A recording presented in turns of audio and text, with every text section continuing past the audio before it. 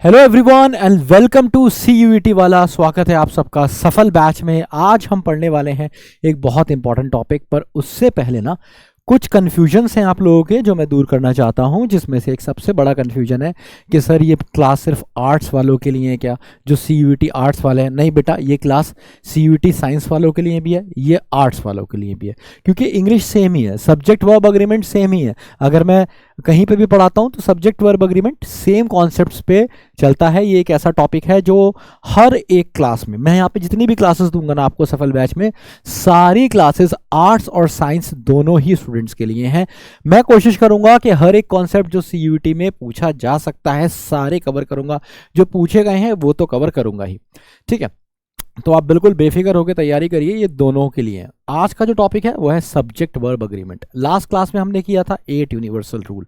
तो आज हम क्या क्या करने वाले हैं, इसका क्विक रिवीजन।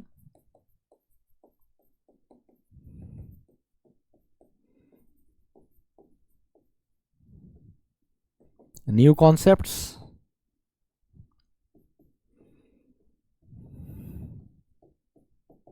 और प्रैक्टिस। यही नहीं, मतलब ये तो लास्ट क्लास का हम क्विक रिवीजन कर लेंगे। हमने कुछ वोकैबलरी भी करी थी, अगर आपको याद हो तो वो वोकैबलरी नोट करते रहिएगा और मुझे कमेंट बॉक्स में ज़रूर बताना कि किसने वोकैबलरी रजिस्टर बना लिया है। ठीक है, रजिस्टर बनाना बहुत ज़रूरी है। सबसे पहला स्टेप जो है ना वोकैबलरी सीखने के लिए, वो पहला स्टेप है वोकैबलरी रजिस्टर। अगर वोकैबलरी रजिस्टर नहीं बना है तो वोकैबलरी से बहुत दूर हैं अभी आप। ठीक है, वोकैबलरी रजिस्टर बनाएंगे। और हमने लास्ट क्लास में बताया था, अभी आप बताएंगे। दूसरी चीज़ मैंने आपको बताई है कि रीडिंग। देखिए, मैंने लास्ट क्लास में भी बहुत ज़्यादा जोर दिया था रीडिंग पे, इस बार भी मैं आपको बहुत जोर दे रहा हूँ रीडिंग पे। अगर आप रीड नहीं करते हैं तो CUET के एग्जाम में आप इंग्लिश में अच्छा स्कोर नहीं कर पाएंगे, बहुत मुश्किल हो जाएगी। रीज़न है कि जो आपका एग्जाम है ना वो रीडिंग बेस्ड एग्जाम है काफ़ी हद तक। कुछ क्वेश्चंस भी ऐसे आते हैं जिसमें आपसे एक्सपेक्टेशन होती है कि आप एक अच्छे रीडर हो। अगर कोई भी बच्चा किसी भी यूनिवर्सिटी में जाता है तो ये एक्सपेक्टेशन तो होती है ना कि वो पढ़ के रीड कर सके, अंडरस्टैंड कर सके उसे। इसलिए CUET भी ये चाहता है आपसे कि आप अच्छे से रीड करें। बढ़ते हैं आगे और आज के टॉपिक की बात करते हैं। One of the most important topic है। कोई भी एग्जाम आप ले लो, चाहे वो NDA का एग्जाम हो, CDS का एग्जाम हो, SSC का एग्जाम हो, कैट हो, GMAT हो, या फिर आपका CUET हो, एक बात याद रखिएगा, सब्जेक्ट वर्ब अग्रीमेंट से क्वेश्चन जरूर आता है ना, ये जरूर आता है, इंपॉर्टेंट, इसको कोई छोड़ के चल नहीं सकता। तो one of the most important basic topic है। तो आज आप मेरे साथ कवर करेंगे ये इसके ऑल कॉन्सेप्ट्स। ठीक है, सारे कॉन्सेप्ट्स करने के बाद फिर उन कॉन्सेप्ट्स को आप मेरे साथ प्रैक्टिस करेंगे और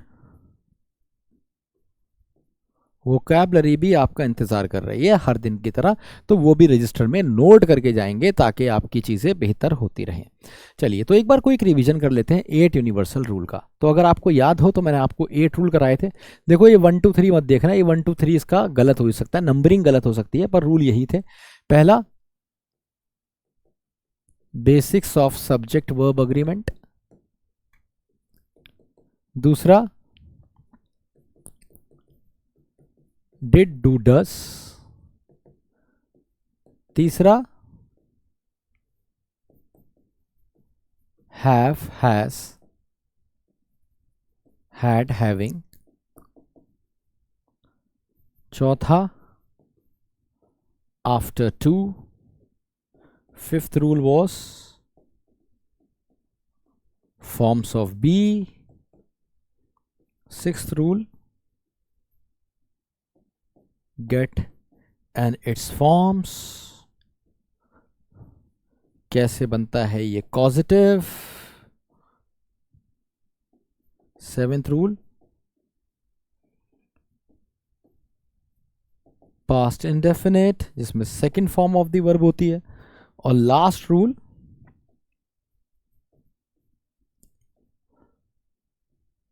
मॉडल्स के साथ फर्स्ट फॉर्म। देखिए, ये ना रूल आगे पीछे हो सकते हैं, जैसे फर्स्ट सेकंड रूल तो मुझे याद है ऐसे ही था, ये नीचे वाले जो है आगे पीछे हो सकते हैं, पर कराया ये सभी है ना, एक ही क्लास में कराया, आगे पीछे कराया हो सकता है। चलिए, तो एक बार इनको क्विक रिवीजन कर लेते हैं। Basics of subject verb agreement में मैंने आपको क्या बताया था कि भाई किसी भी सेंटेंस को बनाने के लिए ना वर्ब और सब्जेक्ट दोनों का होना बहुत ज़रूरी है। अगर दोनों चीज़ें हैं तभी सेंटेंस बन सकता है, अगर दोनों में से एक भी मिसिंग है तो सेंटेंस नहीं बन सकता। अगर सब्जेक्ट सिंगुलर है तो सिंगुलर वर्ब लगाइए, सब्जेक्ट प्लूरल है तो प्लूरल वर्ब लगाइए। इसी चीज़ को आज आप गहराई से मेरे साथ जानेंगे, पूरी डिटेल में जानेंगे, इसके एक्सेप्शन से लेके सब कुछ जानेंगे। दूसरी चीज़ मैंने आपको क्या पढ़ाई कि डिड डू डज एक ऑक्सिलरी वर्ब है जो कभी मेन वर्ब और कभी हेल्पिंग वर्ब की तरह काम करती है। जब भी कोई भी वर्ब मेन वर्ब की तरह काम करती है तो बताती है अपना एक्चुअल मीनिंग, तो ये भी बताएगी आपको इसका एक्चुअल मीनिंग। और भैया इसका हेल्पिंग वर्ब क्या होता है? हेल्पिंग वर्ब वो होता है जब भी कोई वर्ब, हेल्पिंग वर्ब क्या है कि जो हेल्पिंग वर्ब है ना वो कभी अकेले नहीं आता, अपने साथ हमेशा और हमेशा एक मेन वर्ब लेता है। हेल्पिंग वर्ब कभी भी अकेले नहीं आता, अपने साथ हमेशा और हमेशा क्या लेता है? एक मेन वर्ब लेता है।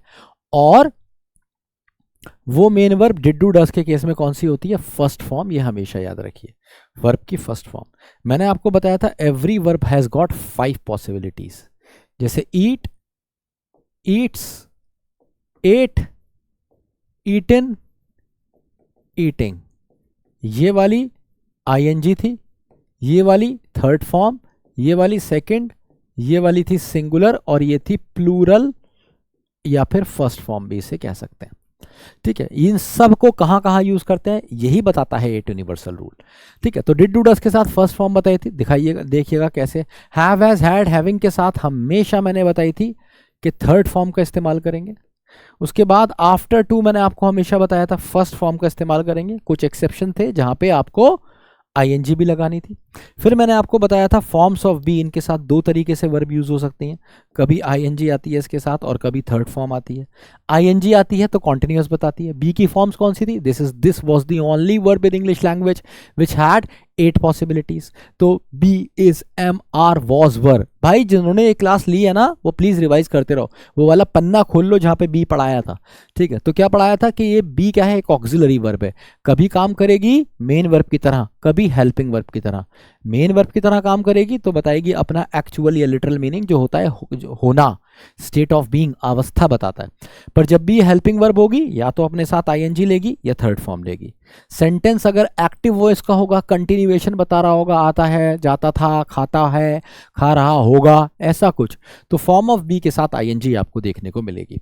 लेकिन अगर ये पैसिव हो गया तो थर्ड फॉर्म। तो थर्ड फॉर्म कब यूज होती है? पैसिव वाले सेंस में, ये भी आपको मैंने समझाया था। फिर मैंने आपको बताया था गेट, गेट के साथ आपको बताया था कि आपको हमेशा थर्ड फॉर्म का इस्तेमाल करना है। एक एक्सेप्शन था कि अगर पर्सन का इस्तेमाल हो रहा है इसके साथ तो फर्स्ट फॉर्म का इस्तेमाल करना है।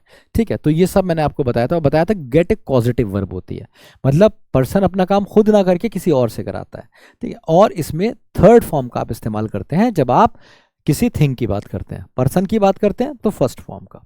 फिर हम आ गए थे भैया पास्ट इंडेफिनिट में। पास्ट इंडेफिनिट में एक मजेदार बात बताई थी मैंने कि this is the only tense in English language with which we use second form of the verb. Second form of the verb कहीं और यूज ही नहीं होती है, कहीं नहीं यूज होती second form of the verb, सिर्फ यहीं यूज होती है पास्ट इंडेफिनिट में। एक एक्सेप्शन इसका बताया था, it is time, it is about time, है ना, जिसके साथ मैंने आपको बताया था हमेशा सेकंड फॉर्म का इस्तेमाल होता है। लास्ट रूल था मॉडल्स। तो मॉडल्स के साथ मैंने आपको बताया था shall, should, can, could, may, might, will, would, ought to, must, dare, need, है ना, मे, ये सारे के सारे क्या होते हैं? मॉडल्स होते हैं। इनके साथ आप कभी भी कोई वर्ब लगाएंगे तो वो हमेशा प्लूरल वाली ये वाली होगी, हमेशा फर्स्ट फॉर्म आएगी, और कोई फॉर्म कभी पॉसिबल ही नहीं है इसके साथ, कोई एक्सेप्शन भी नहीं था इसका। इसके अलावा 3 वर्ब्स और लिखवाए थे, लेट, मेक और मेड, इनके साथ भी first form of the verb का इस्तेमाल बताया था। तो भाई ये था क्विक रिवीजन लास्ट वाली क्लास का। जिन बच्चों ने ये क्लास नहीं देखी है एटलीस्ट उन्हें अंदाजा तो हो गया होगा कि ये क्लास कितनी ज्यादा इंपॉर्टेंट थी। ये मेन क्लास है, इससे आपको पता चल जाएगा कि भाई ये वाली वर्ब्स कहाँ कहाँ यूज होंगी, हर वर्ब की 5 पॉसिबिलिटी है, कौन सी वाली कहाँ लगेगी, बस सब कवर कर दिया मैंने इसमें। ठीक है, चलिए तो अब बात करते हैं आज के टॉपिक के बारे में, subject verb agreement.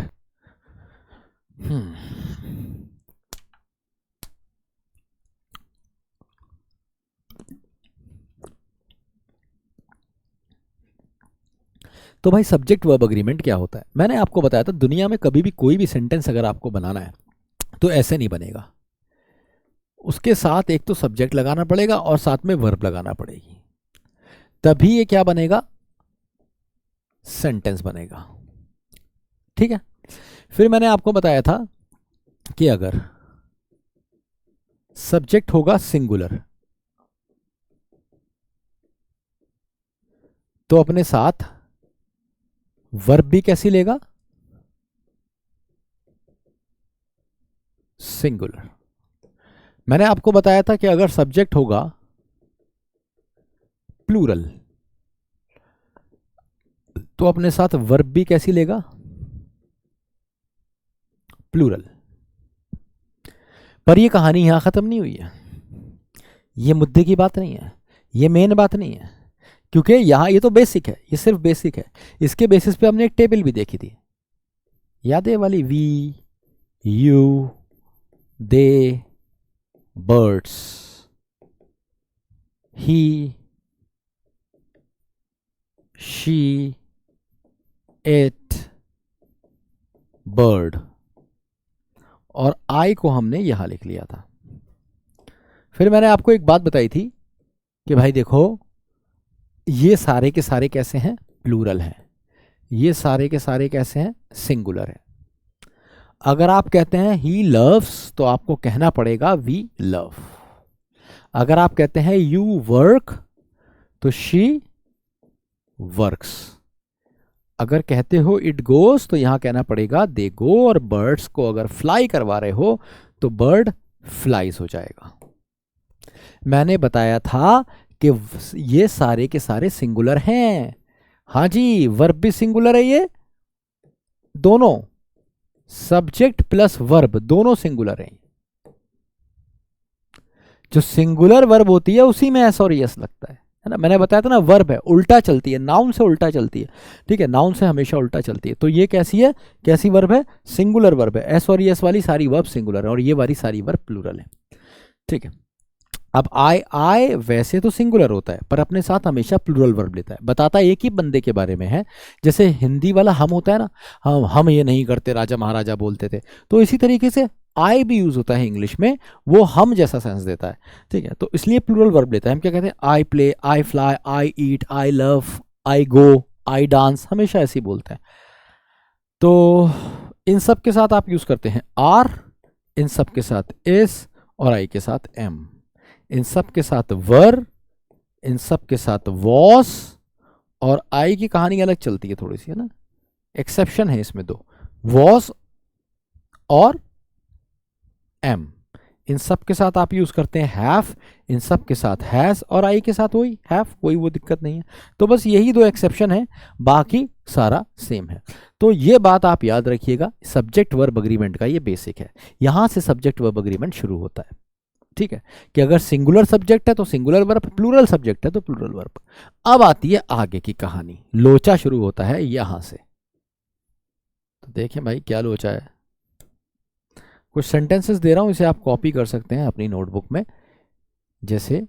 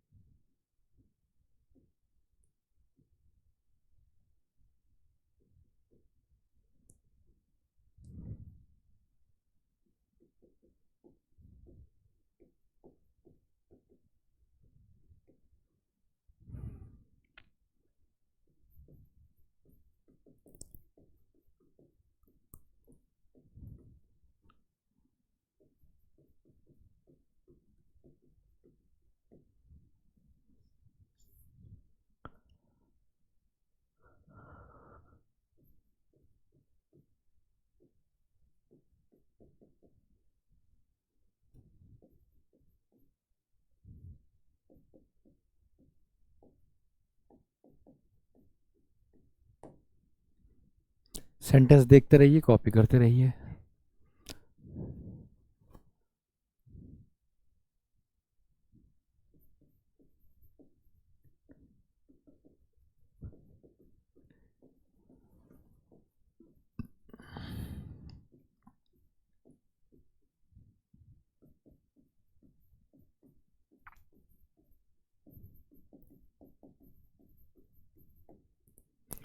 Determination and hard work pay या pays dividend?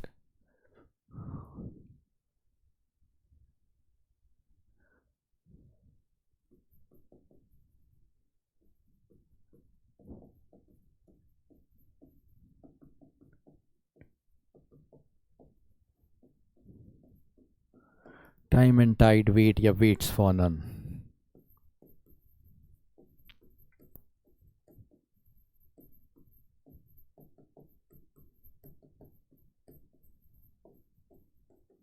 Wins the race.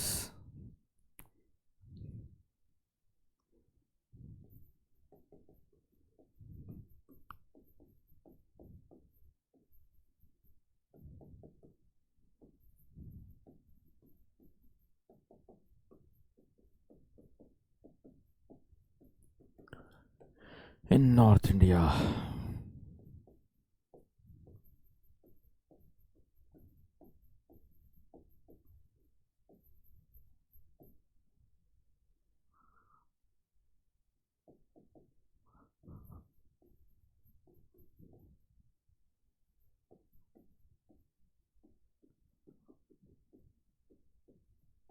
Bread and butter are or is purchased at discount.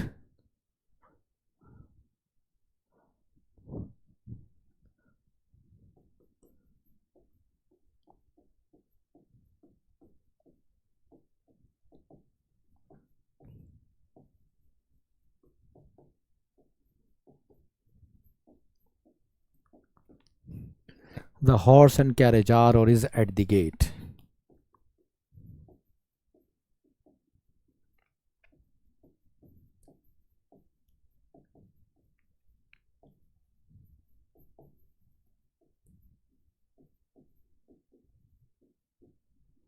चलो भाई साहब, आप करेंगे फटाफट इन क्वेश्चंस को सॉल्व।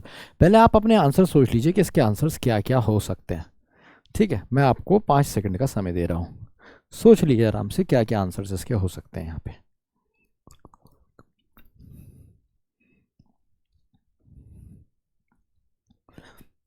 देखो भाई, याद रखिए जब भी दो चीज़ें होती हैं और एंड से जुड़ी होती हैं तो ये एक से ज़्यादा सब्जेक्ट हो गए। भाई एक सब्जेक्ट हो गया ये वाला और एक सब्जेक्ट हो गया ये वाला, तो 2 सब्जेक्ट हो गए। तो 1 + 1 कितने हो गए? 2 हो गए। तो राधा और अमान, अब आप यहाँ पे क्या कहेंगे? आर गुड फ्रेंड्स, ना कि इस क्यों नहीं कहा? क्योंकि 2 सब्जेक्ट हो गए, एंड से जुड़े हुए। तुमने कहा बहुत आसान है सर। आगे गए, तुमने लिखा द डायरेक्टर एंड बॉस। तुमने कहा सर 2 आदमी हैं, एक डायरेक्टर और एक बॉस, तो होना चाहिए आर। मैं कहूँगा नहीं बेटा, यहाँ होगा इस। क्यों? यहाँ आर गलत हो गया। क्यों गलत हो गया? क्योंकि जो डायरेक्टर है वही बॉस है। तुम कहोगे ये क्या बात हुई? अरे सर मुझे कैसे पता चलेगा कि ये बॉस है या नहीं? मैं बताता हूं कैसे। यहां पे डिटरमाइनर मिसिंग है। ये क्या है? Determiner is missing. समझ रहे हो इसमें क्या हुआ है? डिटरमाइनर मिसिंग है। मिसिंग का मतलब क्या है? कि डिटरमाइनर नहीं आया। डिटरमाइनर आना चाहिए था यहाँ पे। डिटरमाइनर का क्या मतलब होता है? मतलब कुछ भी, जैसा यहाँ पे डायरेक्टर से पहले लगा है ना दा, ऐसे ही यहाँ पे भी कुछ लगा होना चाहिए था बॉस से पहले, जैसे दा, आ, माई, ठीक है, योर्स, कुछ भी ऐसा लगा होता तो डिटरमाइनर कहलाता। डिटरमाइनर का मतलब होता है जो भी नाउन से पहले आ जाए।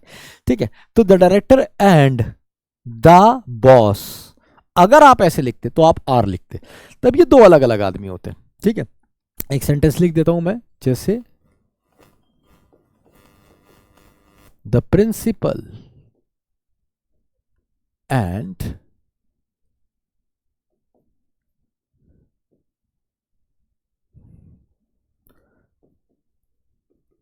The teacher are absent today. तो अगर आप यहां पे देखेंगे ना, द प्रिंसिपल, ये एक आदमी है। जैसे ही आपने दा लगा के दूसरा लिखा ना द टीचर, तो ये 2 आदमी हो गए।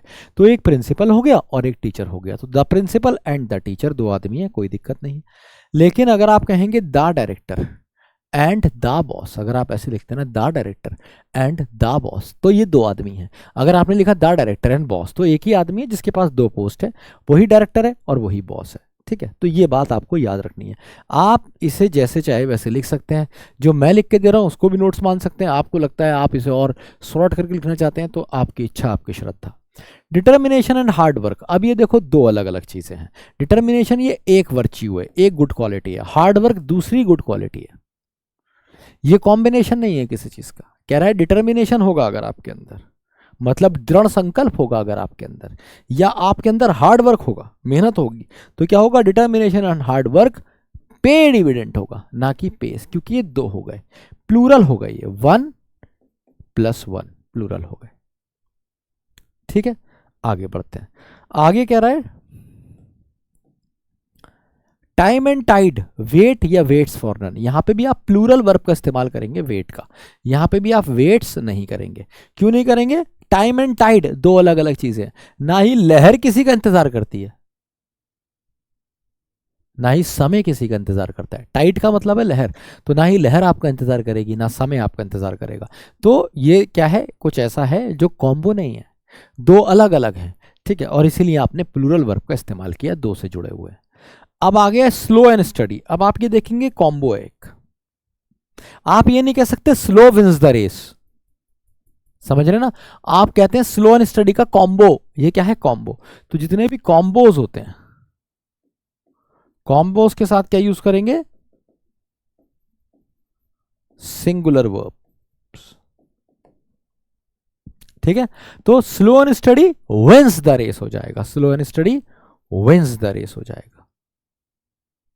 ठीक है, क्यों? क्योंकि एक कॉम्बो है। ऐसे समझिए आप मैकडोनल्ड जाते हैं, 3 लोग गए हैं, ये 4 लोग गए हैं, आप सोच रहे हैं क्या अलग अलग ले, बड़ा महंगा पड़ रहा है, आपने 4 लोगों के लिए कॉम्बो ले लिया, तो वो कॉम्बो एक ही होगा, पर उसमें क्या होगा, 4 बर्गर होंगे, ठीक है, शायद 2 फ्रेंच फ्राइज होंगे, एक कोल्ड ड्रिंक होगी, ऐसा कुछ होगा। तो ये क्या है? Slow and steady wins the race हो गया। ये ऐसे कॉम्बो है, 2-3 चीजों का, 4 चीजों का कॉम्बो हो सकता है। जैसे आपने कहा राइस एंड करी, तो ये भी क्या है? कड़ी चावल। भाई कॉम्बो ही तो है। क्या करते हो? कड़ी चावल क्या है? एक कॉम्बो है। भाई क्या पता है, मम्मी से पूछते हो, मम्मी से पूछते हो क्या बनाया, मम्मी क्या कहती? कड़ी चावल बनाया बेटा। ठीक है, बाजार में जाते हो, कहते हो भैया 1 प्लेट कड़ी चावल लगा दो, तो वो क्या करता है? जब तुम बाजार जाके कहते हो 1 प्लेट कड़ी चावल लगा दो, वो क्या करता है? भाई चावल लेता है, उस पर कड़ी डालता है, राइस लेता है, करी डालता है, फिर चटनी वटनी डालता है, प्याज व्याज डाल के, चम्मच लगा के, चटनी डाल के तुम्हें देता है। तो ये कॉम्बो देता है तुम्हें। ऐसा तो नहीं करते हो तुम कि भाई तुम गए, तुमने कड़ी चावल लिया, भैया कड़ी अलग देना, चावल अलग देना, सूखे चावल खा गए, कड़ी पी गए और लौट लिए वहीं। ये तो नहीं करते हो। तो ये क्या है? स्लो, ये कॉम्बो है ना? ऐसे समझने की कोशिश करिए। राइस एंड करी एक कॉम्बो है यहाँ पे, इस फेमस इन नॉर्थ इंडिया, जो नॉर्थ इंडिया में फेमस है। तो यहां पे इज आएगा, ना कि आर।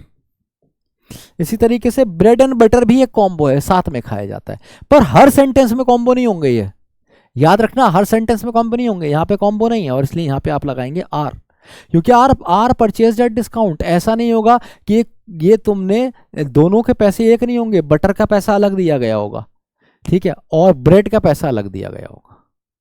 डिस्काउंट पे आपने खरीदा या कैसे भी खरीदा, तो आप जानते हैं कि इसका पैसा ये दोनों अलग अलग है। जैसे मम्मी ने तुमसे कहा बेटा ब्रेड और बटर किचन में रखा हुआ है, जरा इसको फ्रिज में रख दो, तो क्या करोगे तुम? ब्रेड निकालोगे सारी, उस पर सब बटर मल दोगे और जाके फ्रिज में रख दोगे, और फिर मम्मी तुम्हारी क्या मलेंगी, है ना? ऐसा हम नहीं करते हैं। तो ब्रेड और बटर को हमेशा कॉम्बो नहीं मान रहे। मम्मी ने कहा अगर फ्रिज में रखना है तो तुम्हें कहना पड़ेगा bread and butter are kept in the fridge. ठीक है, तो यहां पे क्या है? ये कॉम्बो है, bread and butter are purchase as discount. ठीक है, अगला क्वेश्चन क्या है? The horse and carriage is at the gate. अब ये कॉम्बो हो गया, क्योंकि घोड़ा बग्गी है, ये वाला कॉम्बो है। घोड़ा बग्गी गेट पे आ गए, तो ऐसा नहीं है घोड़ा अलग आया अपना हिलाता वही ही, है ना, और पीछे उसकी बग्गी आ रही है अपने आप घिसटती हुई, ऐसा नहीं है। घोड़ा बग्गी आ गए हैं, कॉम्बो है, घोड़ा गाड़ी कह लो या घोड़ा बग्गी। So the horse and carriage is at the gate, तो ये भी क्या है? कॉम्बो है, कॉम्बो। तो जहां जहां कॉम्बो है ना, मैंने उन्हें ऐसे खोपचे में ले लिया है ना, इस तरीके से, जैसे इनको लिया है।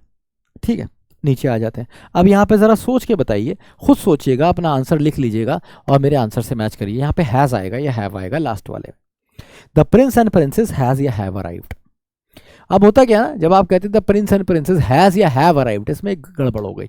इसमें गड़बड़ क्या हुई? इसमें गड़बड़ ये हुई है कि यहाँ पे आर्टिकल तो नहीं लगा, कोई डिटरमाइनर भी नहीं लगा, कुछ नहीं लगा। तो क्या हम ये मान लें कि ये दोनों एक है? नहीं, ऐसा क्वेश्चन एग्जाम में आया है ना, ये देखने के लिए कि भाई डिटरमाइनेंट नहीं भी है, पर अगर दो बिल्कुल ही डिफरेंट चीजें लिखी हैं तो वो एक नहीं हो सकती हैं। ये बात तो सही है ना कि प्रिंस एक अलग चीज होगी और प्रिंसेस अलग, ऐसा तो नहीं है कॉम्बो है ये, आगे से प्रिंस है पीछे से प्रिंसेस है, ये हो नहीं सकता। या ऊपर से प्रिंस है नीचे से प्रिंसेस है, ये सब नहीं हो सकता, ये कॉम्बो हो ही नहीं सकता किसी तरीके से। तो ये क्या है, द प्रिंस एंड प्रिंसेस, ये दो अलग अलग हैं। तो आपको क्या कहना पड़ेगा, हैव अराइव्ड, और हैज गलत हो जाएगा। ठीक है, तो इन रूल्स को आप याद रखिए। यहां पे मैंने आपको बताने की क्या कोशिश की है कि जब दो सब्जेक्ट एंड से जुड़े होंगे तो उनके साथ सिंगुलर वो प्लूरल वर्ब का इस्तेमाल होगा, जैसे यहां पे हुआ। ज्यादातर केसेस में ऐसा ही होगा, लेकिन बीच में टपक जाएंगे कॉम्बोस। तो अगर बीच में कॉम्बो टपक जाए तो कॉम्बो का ध्यान रखना है, वहां पे सिंगुलर वर्ब का इस्तेमाल करना है। क्या सीखा कि एंड से जब दो सब्जेक्ट जुड़े होंगे तो प्लूरल वर्ब आएगी, कॉम्बो के केस में सिंगुलर वर्ब आएगी। इस केस का भी ध्यान रखना, डिटरमाइनर वाले का। ठीक है, let's move on to the next page.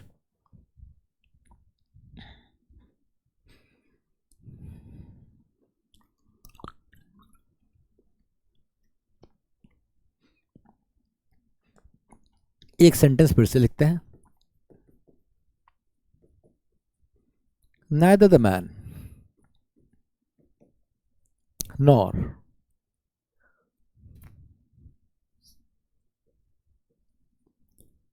her sons have or has arrived। ठीक है, ये जरा सोचते रहिए आप अपने हिसाब से। मैं कॉन्सेप्ट तो आपको बाद में बताऊंगा, अभी फिलहाल अपने हिसाब से सोचिए। मुझे उम्मीद है आपने इसका आंसर सुन लिया होगा, सोच लिया होगा। एक और सेंटेंस देखते हैं। None but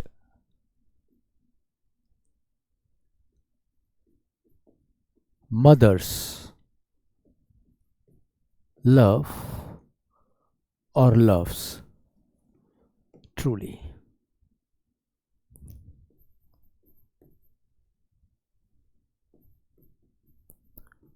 Not only Ramesh, but also Sudha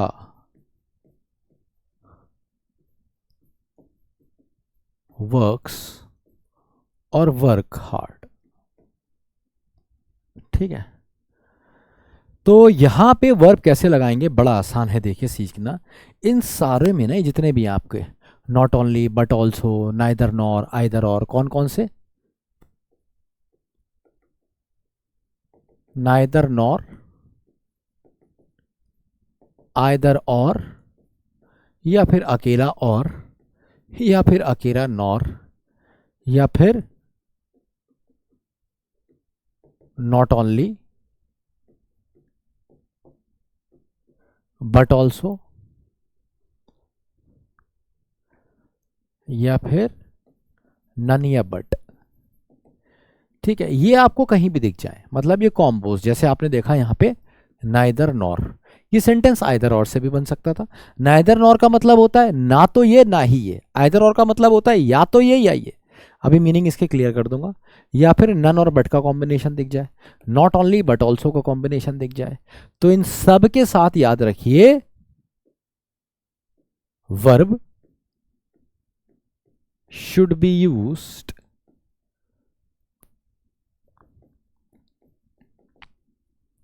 according to the subject closer to it। उसके हिसाब से यूज होगा जो इसके करीब होगा। जैसे नाइदर द मैन और हर सन्स, तो वर्ब के करीब क्या है, हर सन्स, बाद वाले के अकॉर्डिंग हैव, क्योंकि ये प्लूरल था तो ये भी कैसा आया, प्लूरल आया। ऐसे ही मदर्स क्या है, प्लूरल है, तो वर्ब भी कैसा आएगा, plural. So none but mother's love truly, कह रहा कोई और नहीं, सिर्फ माए प्यार करती हैं सच में। ऐसी नाइदर द मैन, ना ही आदमी, नॉर हर सन्स, ना ही उसके सन्स, हैव अराइव्ड, आए हैं अराइव्ड।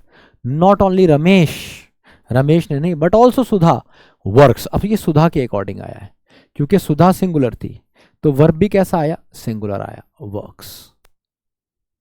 ठीक है, तो याद रखिए इन सारे केसेस में आप सिंगुलर वर्ब का इस्तेमाल करेंगे। आगे बढ़ते हैं कुछ और सेंटेंसेस के साथ।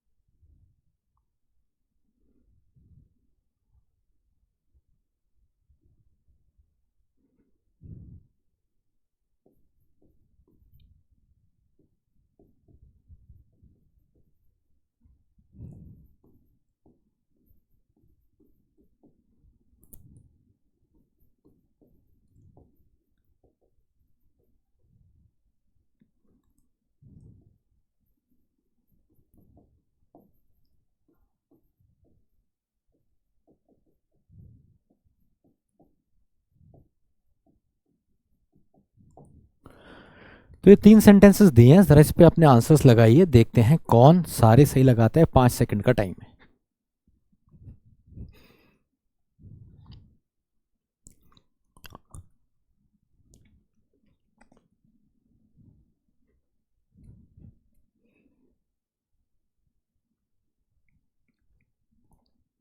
क्वेश्चन कह रहा है ही, आई एज वेल एज ही। अब यहाँ पे आप सोचेंगे आर आएगा या इज आएगा, तो भाई मेरे मज़ेदार बात यह है कि ना यहाँ पे आर आएगा ना ही यहाँ पे इज आएगा, यहाँ पे आएगा एम। एम कैसे? आई के अकॉर्डिंग। आई के अकॉर्डिंग क्यों? तो याद रखिए ये कुछ वर्ड ऐसे हैं, जैसे कि लिख रहा हूं मैं,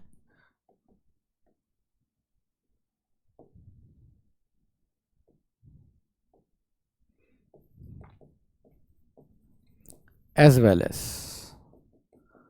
with, together with, along with, but, except,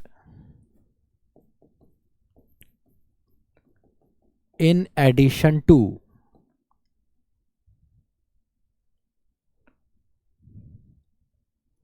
तो as well as, with, together with, along with, but, except, in addition to,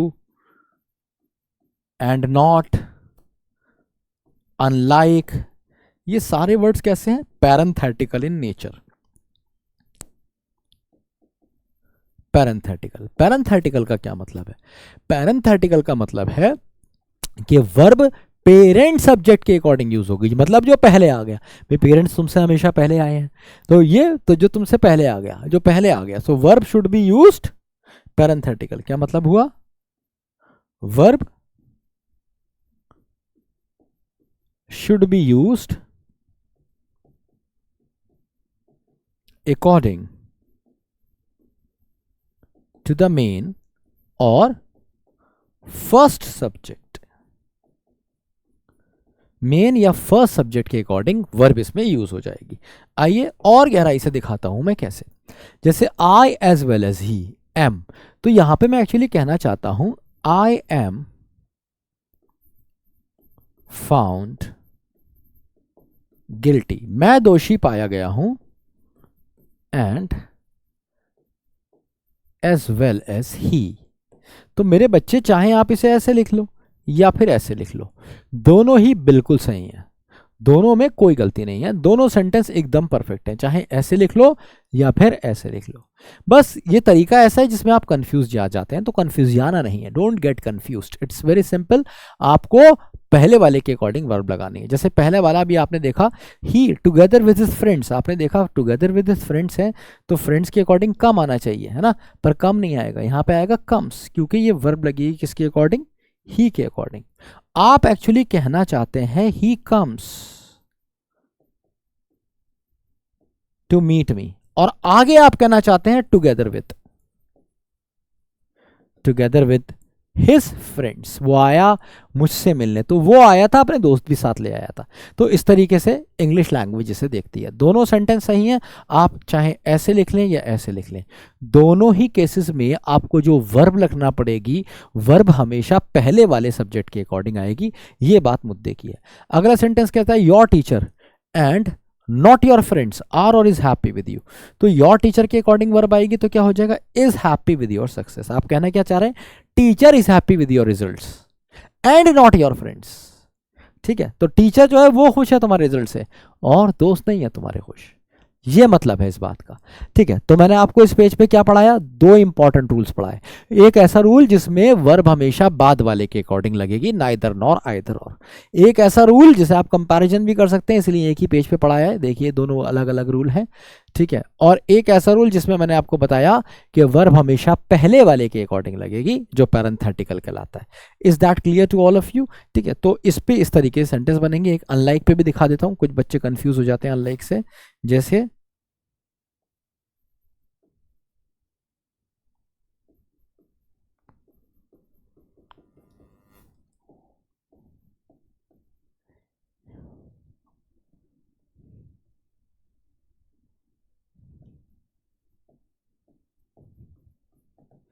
तुम एक्चुअली कहना क्या चाहते हो, यहाँ पे यू के साथ तो ईट्स लगता नहीं है, तो बच्चा कंफ्यूज हो जाता है। कंफ्यूज नहीं होना, इसका मतलब है रमन ईट्स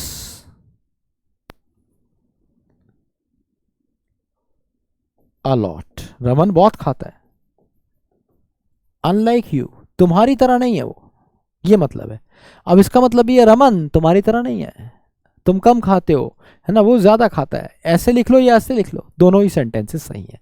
तो मुझे उम्मीद है ये आपको एकदम एग्जैक्टली समझ आ गया होगा।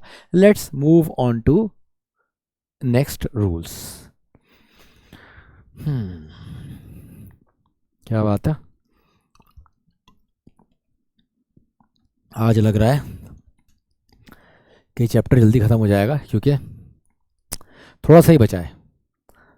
जो मोटे मोटे रूल थे वही बचे हैं, छोटे छोटे रूल हो गए। चलिए फिर आगे बढ़ते हैं। अगला क्वेश्चन, अगला कॉन्सेप्ट आपका कहता है, इनको आप जानते होंगे, हाँ, ये everyone, someone, everybody, each, every, nobody, none। ठीक है, तो भैया इनके बारे में एक बात याद रखो, इन सब के साथ आप हमेशा यूज करोगे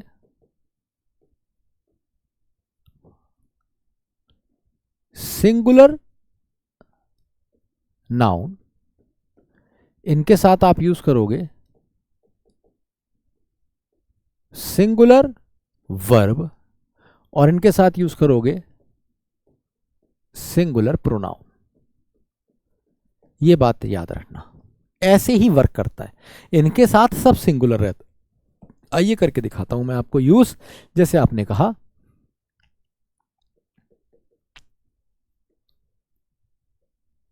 everyone wants money and fame. क्या मतलब हो गया, वॉन्ट्स ही कहना पड़ेगा, सिंगुलर वर्ब, क्योंकि एवरीवन है, हर किसी को चाहिए पैसा और शोहरत, तो एवरीवन वॉन्ट्स आप कहेंगे, ना कि वॉन्ट, प्लूरल नहीं करेंगे, ये सारे सिंगुलर होते हैं। इसके साथ देखिए वर्ब भी सिंगुलर लगी। या मैं कहूं every student has come on time, हर एक बच्चा समय पर आया है। तो एवरी स्टूडेंट का क्या मतलब है, हर एक बच्चा, मैं इंडिविजुअली कह रहा हूं। तो देखिए यहां पे ये भी सिंगुलर आया और ये भी सिंगुलर आया, नाउन भी सिंगुलर, वर्ब भी सिंगुलर। एवरी स्टूडेंट्स नहीं कर सकते हैं। ऐसे ही एवरी स्टूडेंट हैव नहीं कर सकते हैं। इसमें एनी भी लिख लीजिए, एनी, एनी के साथ भी सिंगुलर का ही इस्तेमाल होता है। एक और एग्जांपल दिखाता हूं आपको सिंगुलर प्रोनाउन के सेंस में। जैसे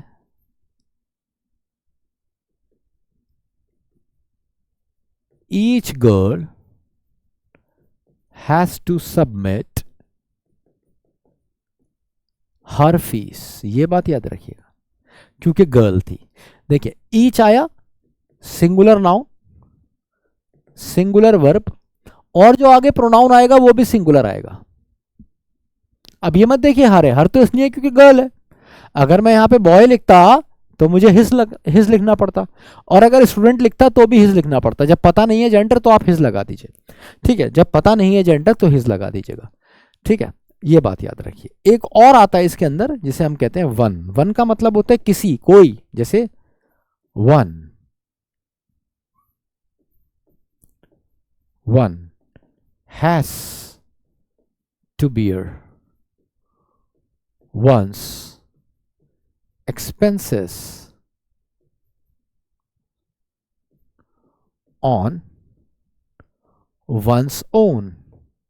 क्या मतलब हुआ? कह रहा है कि किसी को अपने एक्सपेंसेस खुद ही बियर करना चाहिए। सो वन सिंगुलर, ये बी सिंगुलर, इसके बाद एक्सपेंसेस क्योंकि नाउन है और ये प्लूरल आ सकता है, ये इसलिए है क्योंकि वंस, उसके, उसके कह रहा है तो एक से ज्यादा एक्सपेंसेस होंगे, और यहां पे ऑन वंस ओन, अपने आप, ठीक है। तो सब सिंगुलर रहेगा वन के केस में भी। तो मैंने आपको क्या बताने की कोशिश करी इसमें कि जितने भी हैं सारे के सारे सिंगुलर हैं, इनके साथ वर्ब भी सिंगुलर, इनके साथ अगर कोई नाउन आ रहा है तो वो भी सिंगुलर, और इनके साथ अगर कोई प्रोनाउन आ रहा है तो वो भी सिंगुलर आएगा। ये सारे के सारे सिंगुलर वर्ड्स होते हैं। ये बेसिकली कहलाते हैं इनडेफिनिट प्रोनाउंस, ठीक है, सिंगुलर होते हैं। अगला पॉइंट, अब कभी कभी क्या होता है ना, इनको लिखा, एग्जामिनर आपको कंफ्यूज कर देता है एक अलग तरह के सेंटेंसेस से। इन्हें इस तरीके से लिख देगा, ईच ऑफ द, या फिर दीस, समझे, वन ऑफ द, या दीस, या कोई भी प्लूरल नाउन भी आ सकता है यहां पे, या फिर एवरी वन ऑफ द, या दिस, नाइदर ऑफ देम भी हो सकता है, या फिर कोई प्लूरल नाउन भी आ सकता है, कुछ भी आ सकता है इसमें से, इसमें प्लूरल नाउन भी आ सकता है।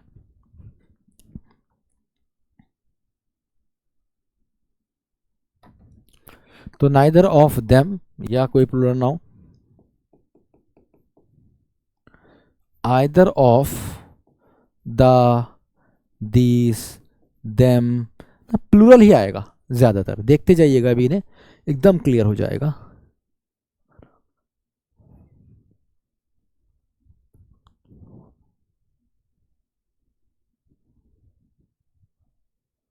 ठीक है, अब इनके बारे में एक बात याद रखिए, इन सब के साथ आप क्या यूज कर रहे हैं, अगर गौर करेंगे तो आप इनके साथ यूज करते हैं प्लूरल नाउन, और साथ में लगाते हैं सिंगुलर वर्ब।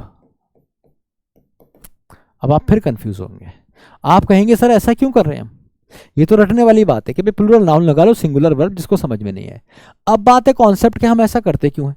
तो देखो ऐसा इसलिए करते हैं, लिख लेते हैं कुछ सेंटेंस। मैंने लिखा each of these substances are or is found in India। समझने की कोशिश करो सेंटेंस, ये कह रहा है ईच ऑफ दीज सब्सटेंसेस, तो सब्सटेंसेस क्या है, प्लूरल है, क्योंकि एक से ज्यादा है। अगर मैं कह रहा हूं इनमें से हर एक सब्सटेंस इंडिया में पाया जाता है, तो भाई इनमें से हर एक तो मतलब बहुत सारों की बात कर रहा हूं ना, नाउन बहुत सारे हैं, पर मैं इनमें से हर एक की इंडिविजुअल बात कर रहा हूं कि इनमें से हर एक पाया जाता है। मैं नहीं कह रहा ये सब इंडिया में पाए जाते हैं। अगर मैं कहता ये सब पाए जाते हैं तो सारा प्लूरल रहता, all of these substances are found in India. मैं ऑल की बात नहीं कर रहा हूं, ऑल नहीं लिखा। जब मैं इनको इंडिविजुअली रेफर कर रहा हूं, मैं कह रहा हूं इनमें से हर एक इंडिया में पाया जाता है, तो मुझे सिंगुलर वर्ब ही लगाना पड़ेगी, यहां पे इज आएगा ना कि आर। ठीक है, एक सेंटेंस और देखिए, वन ऑफ देम वॉज और वर अ थीफ। उनमें से एक लड़का चोर था या कोई एक चोर था। देम क्या लिखा तुमने, प्लूरल लिखा ना। देखो प्लूरल नाउन या प्रोनाउन कुछ भी है वो प्लूरल रहेगा, आगे वर्ब सिंगुलर ही आएगी, वर नहीं आएगा। क्योंकि अगर तुम क्या कह रहे हो, वन ऑफ देम, उनमें से कोई एक, उनमें से कोई एक, किसी एक की बात कर रहे हो, किन में से, ये बहुत सारे हैं, इनमें से किसी एक की बात कर रहे हो, तो one of them was a thief. अगला देखिए,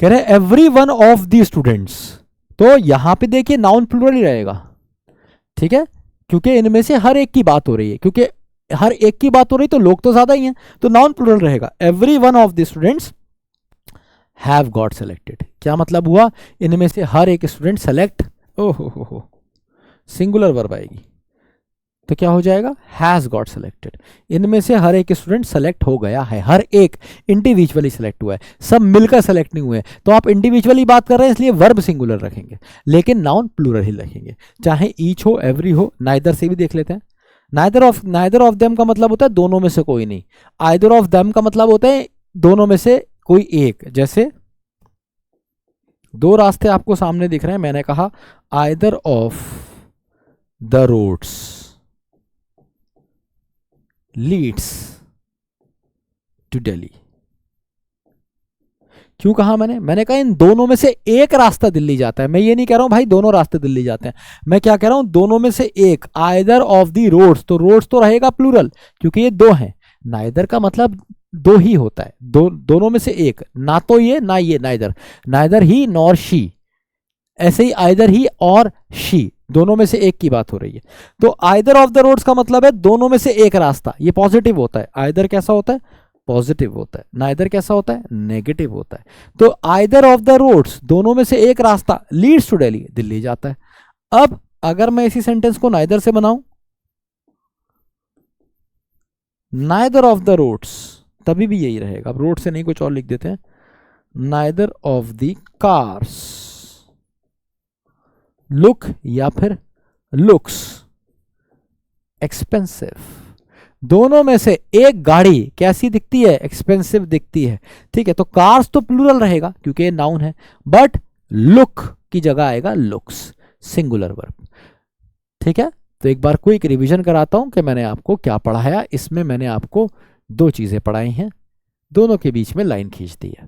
पहली चीज मैंने आपको बताई भैया everyone, someone, everybody, each, every, any, none, ये सारे के सारे सिंगुलर होते हैं, इसलिए इन सभी के साथ आप singular verb, singular verb, singular noun और सिंगुलर प्रोनाउन का इस्तेमाल करते हैं, ठीक है।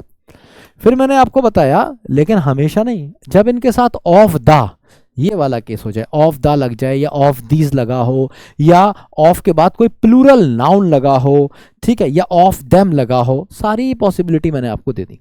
अगर ऐसा है तो आप याद रखिए आप हमेशा कॉम्बिनेशन देखेंगे प्लूरल नाउन का और सिंगुलर वर्ब का, जो कॉम्बिनेशन आपने यहां पे भी देखा, plural noun singular verb, plural noun singular verb, plural noun singular verb, plural noun singular verb, plural noun and singular verb. क्यों होता है, क्योंकि आप बहुतों में से एक की बात कर रहे होते हैं, होते बहुत हैं या दो हैं। Is that clear to all of you, मुझे जरूर बताइएगा, ठीक है, कि कैसी लगी क्लास आपको, कॉन्सेप्ट्स कैसे लगे। अभी कुछ और माल भी बाकी है जो हम आगे सीखते रहेंगे क्वेश्चंस के साथ साथ। So here we go for question number 1। आप अपनी भी नॉलेज चेक कर सकते हैं कि आपको कितना आता है, आप इसमें से कितने सही कर पाए। तो एक नया कॉन्सेप्ट आप यहाँ पे सीखेंगे क्वेश्चन के साथ, जरा क्वेश्चन लगाइए।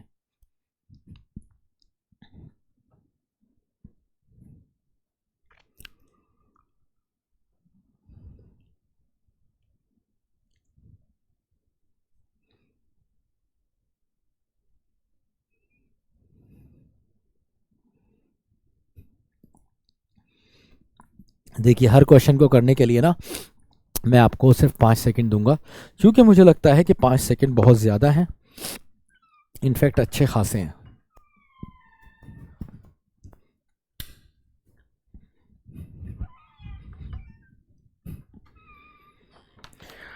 ठीक है, क्योंकि आप इसी बीच में मुझे पॉज कर सकते हैं अगर आपको लगता है, तो आप मुझे पॉज कर सकते हैं ज़्यादा टाइम चाहिए तो, और इस क्वेश्चन को सॉल्व कर सकते हैं, क्योंकि ये पोल तो चल नहीं रहा है, ये एक रिकॉर्डेड सेशन है।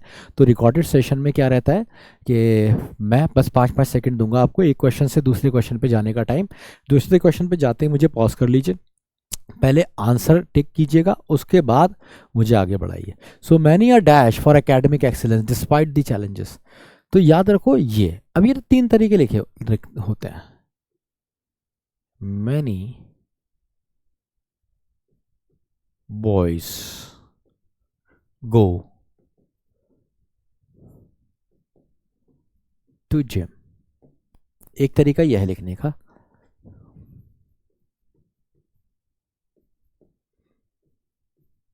आ many boys go to gym, ये दूसरा तरीका है लिखने का।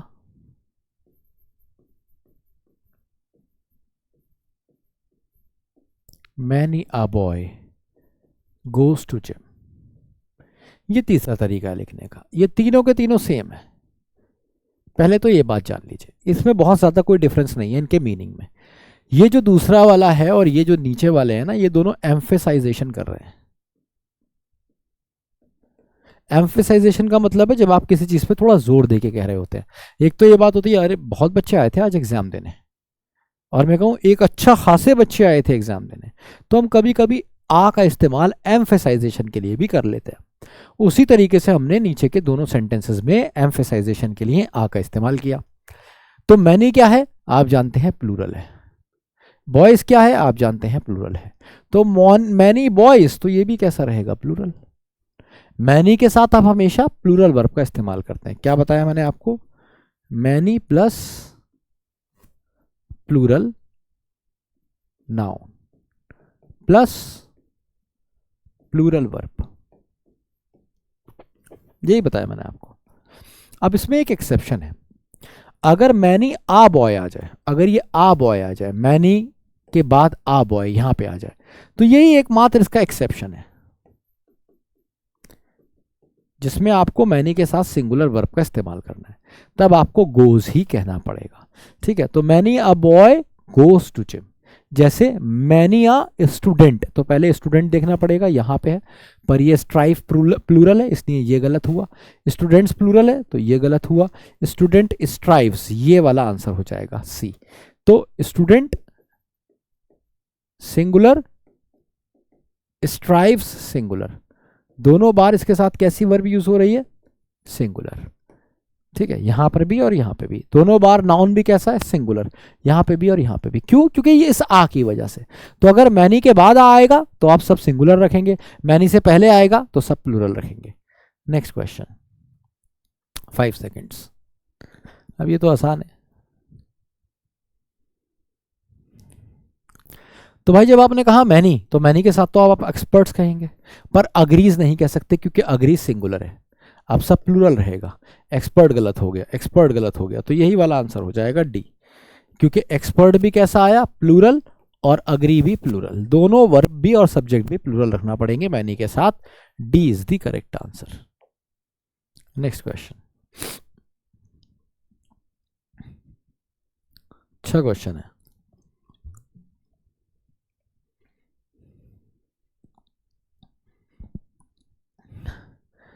ये तो बात सही है, ब्रेड एंड बटर।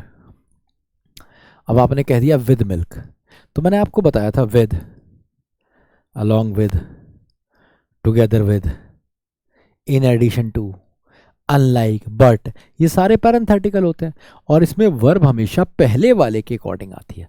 तो जब आपने कहा bread and butter with milk, it should be not give but gives.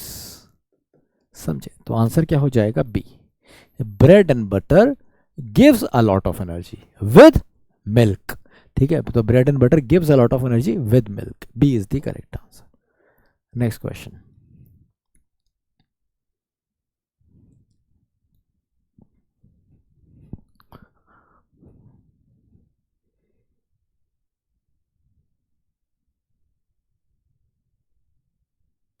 अब देखो, neither Rohit nor his subordinate, मैंने बताया था नाइदर नॉर आइदर और में बाद वाले के अकॉर्डिंग वर्ब लगती है।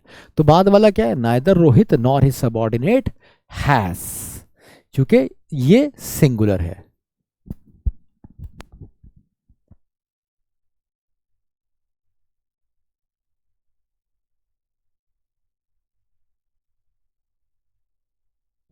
अब क्योंकि ये सिंगुलर है इसलिए ये भी सिंगुलर है। Next question,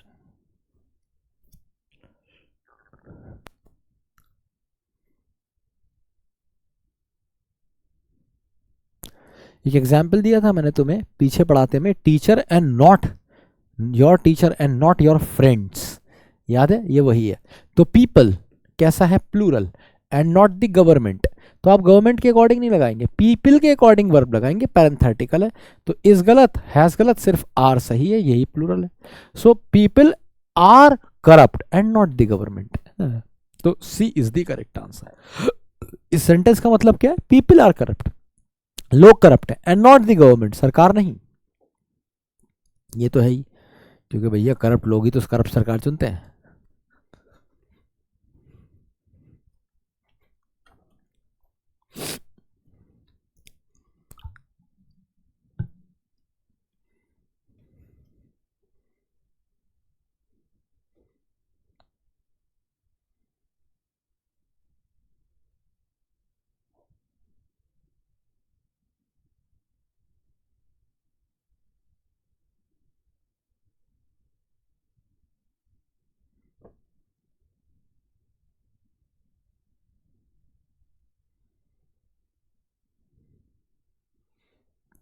a lot of workers in addition to, ये भी पैरेंथेटिकल है, इन एडिशन टू, है ना।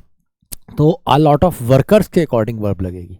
अ लॉट ऑफ वर्कर्स क्या है, प्लूरल, तो यहां पे भी आप क्या करेंगे, प्लूरल वर्ब का इस्तेमाल करेंगे, are.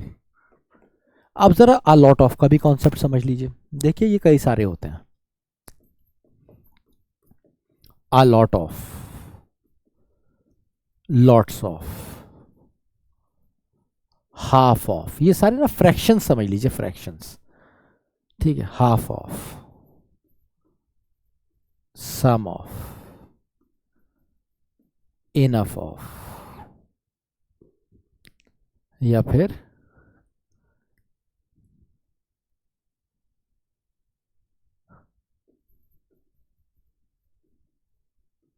Quarter of, rest of,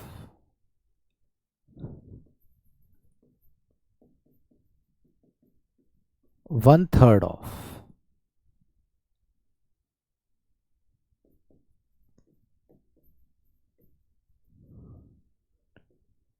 two fourths of,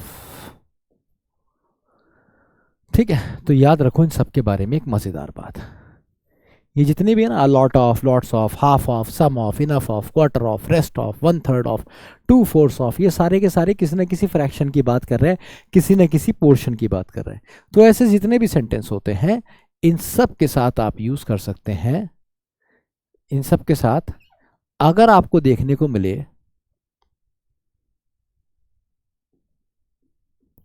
count noun, तो याद रखिए वो हमेशा होगा प्लूरल।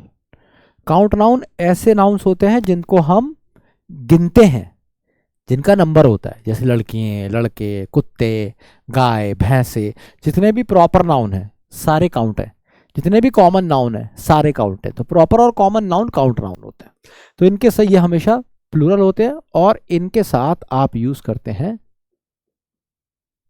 प्लूरल वर्ब, ठीक है। अब अगर ये नॉन काउंट नाउन हो तो याद रखिए नॉन काउंट नाउन हमेशा और हमेशा सिंगुलर रहेगा। नॉन काउंट नाउन हमेशा और हमेशा सिंगुलर रहेगा और अपने साथ वर्ब भी कैसी लेगा,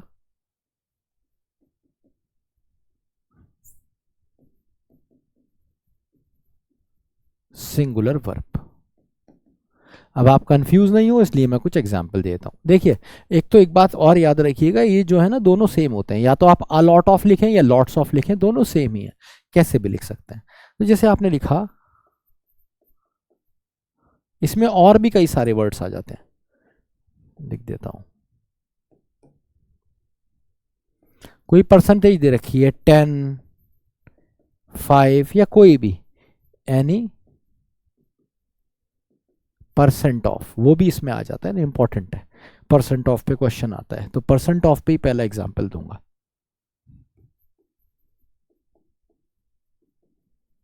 10% ऑफ मिल्क, अभी देखते रहिएगा, नॉन काउंट नाउन है, मिल्क को तोलते नहीं हो, मिल्क को तोलते या मापते हो, गिनते नहीं हो। ये नहीं कहते भाई साहब दुकानदार से आके भाई साहब 25 दूध दे देना, 3 दूध दे देना, ये नहीं कहते। आप क्या कहते हैं, 25 लीटर या 2 लीटर, लीटर में उसे मापते हो। तो 10% of milk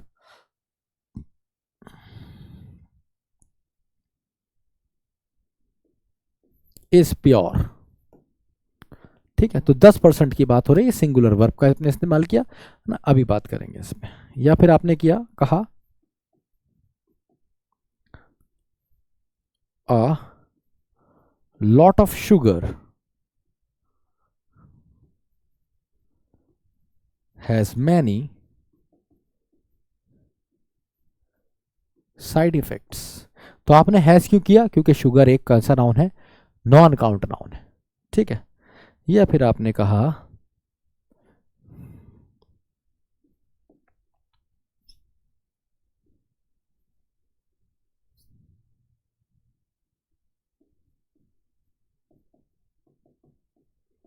one third of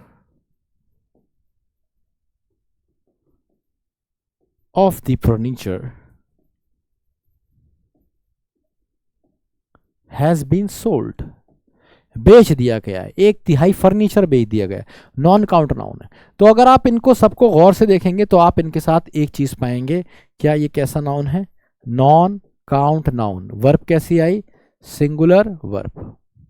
ऐसी यहां पे नॉन काउंट नाउन, वर्ब कैसी आई, सिंगुलर वर्ब। यहां क्या आया, नॉन काउंट नाउन, वर्ब कैसी आई, सिंगुलर वर्ब। तो जब आप नॉन काउंट नाउन का इस्तेमाल कर रहे हैं तो सिंगुलर वर्ब आ रही है। अच्छा, अब जरा इसके साथ नाउन बदल के देखते हैं, इसके साथ नाउन लगाते हैं कौन सा, काउंट। आइए, तो अगर आप कहते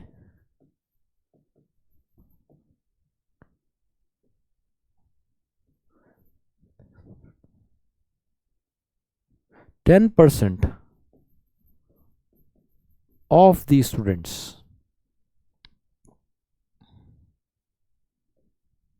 अब आपको कहना पड़ता have failed.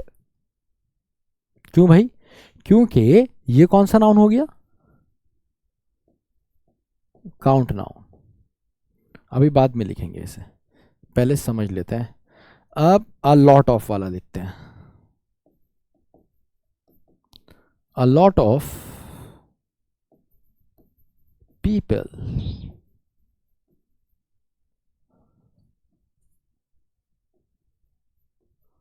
Are unemployed today.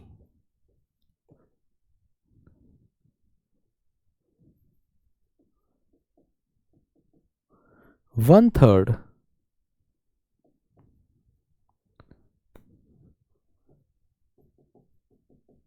of the ministers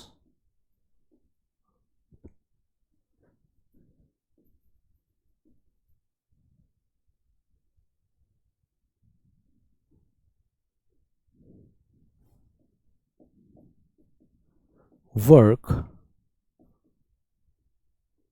for themselves। अब देखो भाई, देखो क्या हुआ है यहाँ पे, 10% ऑफ द स्टूडेंट्स, तो स्टूडेंट कैसा नाउन है, प्लूरल नाउन है, तो वर्ब भी कैसी आई, प्लूरल वर्ब आई, ठीक है। काउंट नाउन है पहले चीज तो, प्लूरल काउंट नाउन है।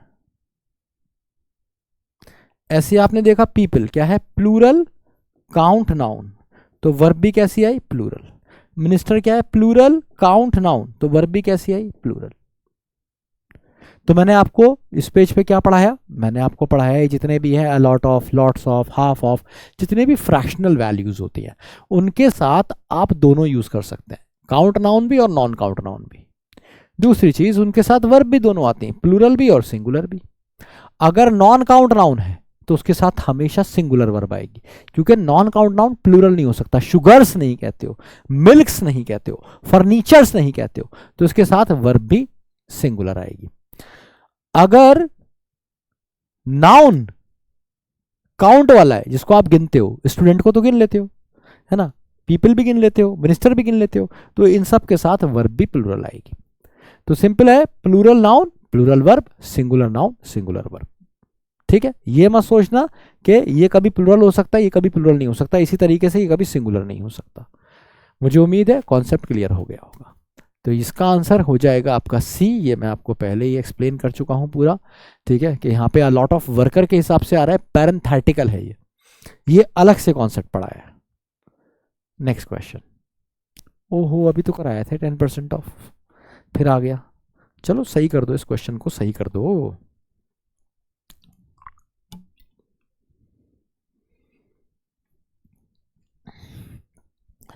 %% Of barley is, barley is a kind of crop, तो 10% ऑफ बार्ले कौन सा नाउन है, नॉन काउंट नाउन, तो वर्ब कैसी आएगी, सिंगुलर वर्ब। पढ़ा चुके हैं ये, अभी पीछे पढ़ाया, अभी क्वेश्चन आया। अगला क्वेश्चन,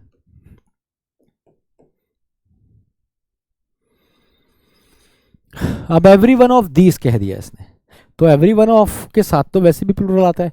दीज कहा तो दीज प्लेयर नहीं हो सकता, पहला काटो। प्लेयर्स हो सकता है, प्लेयर्स हो सकता है, प्लेयर नहीं हो सकता, लास्ट वाला काटो। अब every one of these players, तो प्लेयर्स तो ठीक है, अब सिंगुलर या प्लूरल, मैंने इसमें बताया था plural noun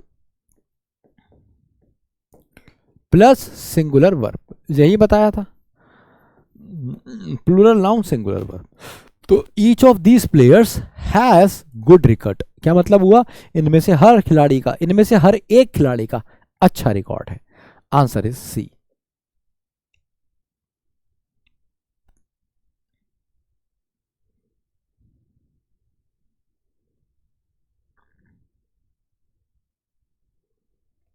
a number of dash attending this seminar, तो अ नंबर ऑफ, अब ये एक नया कॉन्सेप्ट है, पर पहले कॉन्सेप्ट सीखते हैं फिर आंसर समझते हैं। देखिए, जब आप कहते हैं ना आ नंबर ऑफ, तो इसका मतलब होता है मैनी। इसी तरीके से जब आप कहते हैं द नंबर ऑफ, तो इसका मतलब होता है कोई specific number.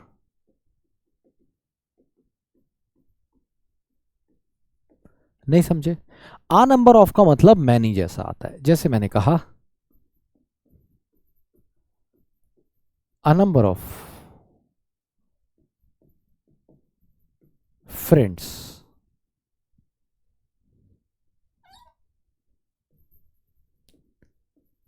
Have come to celebrate, बहुत सारे दोस्त आए हैं सेलिब्रेट करने। या मैंने कहा a number of girls like chocolates, तो मैं यहां पे क्या कह रहा हूं भाई, ये प्लूरल, ये प्लूरल, ये सब कैसा है, प्लूरल, तो इसके साथ वर्ब भी कैसी आ रही है, प्लूरल। ठीक है, तो number of friends have come to celebrate, a number of girls like chocolates. अब अगली बात पे आ जाओ, अगर मैं कहता द नंबर ऑफ, अब दा क्योंकि स्पेसिफाई कर देता है, किसी खास स्पेसिफिक चीज के बता रहा है, तो ये एक हो जाएगा, the number of cars in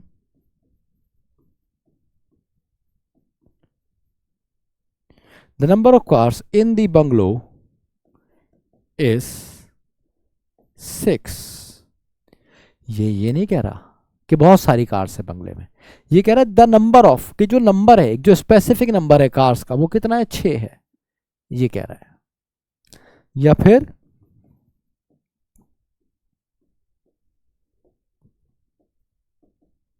the number of players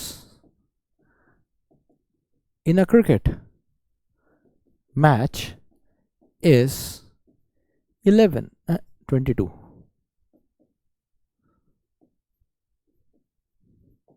so the number of players, तो जो स्पेसिफिक नंबर होता है खिलाड़ी का, कितने खेल सकते हैं, इज 22, वो 22 ही हो सकते हैं।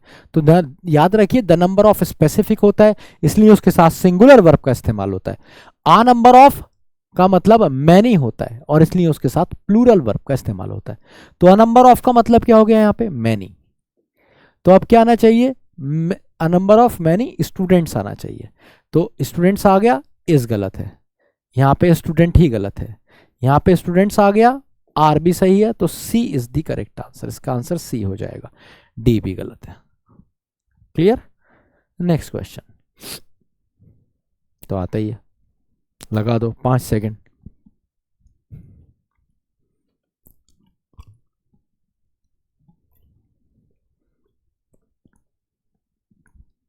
तो the number of dash increase this year, तो नंबर ऑफ आप क्या कहेंगे, पार्टिसिपेंट्स, तो ये तो प्लूरल ही आएगा। यहाँ पे देखो प्लूरल नाउन नहीं लगाया मैंने एक बार भी, नाउन हमेशा प्लूरल है ना। यहाँ पे द नंबर ऑफ प्लेयर्स होगा, जैसे यहाँ पे मैंने कार्स किया ऐसे यहाँ पे प्लेयर्स करना पड़ेगा, द नंबर ऑफ प्लेयर नहीं होगा, तो उसका मतलब हो जाएगा एक प्लेयर का नंबर, तो नंबर ऑफ प्लेयर्स होगा। ठीक है, जैसे द नंबर ऑफ कार्स हुआ ऐसे द नंबर ऑफ पार्टिसिपेंट्स होगा। पर हैव गलत है, द नंबर ऑफ पार्टिसिपेंट गलत है, the number of participants has, यहाँ पे भी आंसर सी होगा।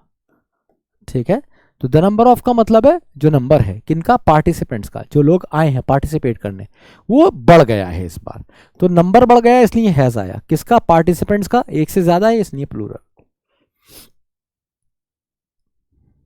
ये भी बढ़िया क्वेश्चन है, एक नया कॉन्सेप्ट और सीखेंगे अब आप।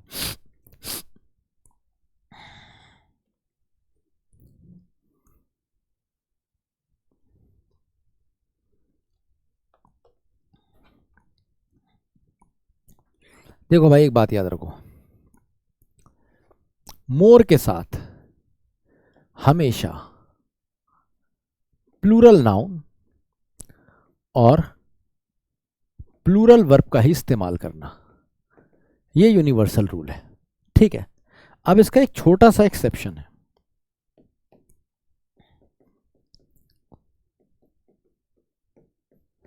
पहला एक्सेप्शन क्या है, पहला एक्सेप्शन इसमें यह है कि अगर तुम्हें दिख जाए मोर प्लस नॉन काउंट नाउन, तो नॉन काउंट नाउन हमेशा सिंगुलर ही होता है यार, तो इस केस में तो आप सिंगुलर वर्ब भी यूज करेंगे, है ना, क्योंकि नॉन काउंट नाउन तो हमेशा सिंगुलर ही होता है, तो वर्ब भी सिंगुलर आएगी।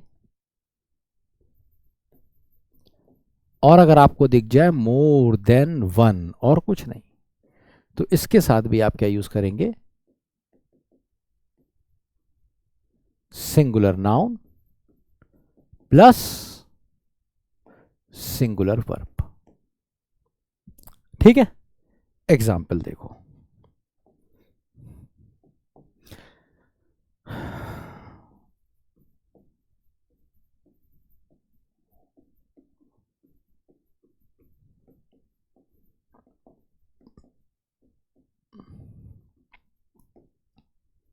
पहला वाला रूल आ गया, more plus non count noun singular verb, more plus non count noun, क्या है ये, नॉन काउंट नाउन, तो ये क्या है, सिंगुलर वर्ब।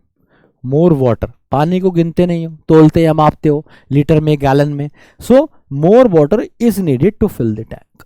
अब अगला देख लो,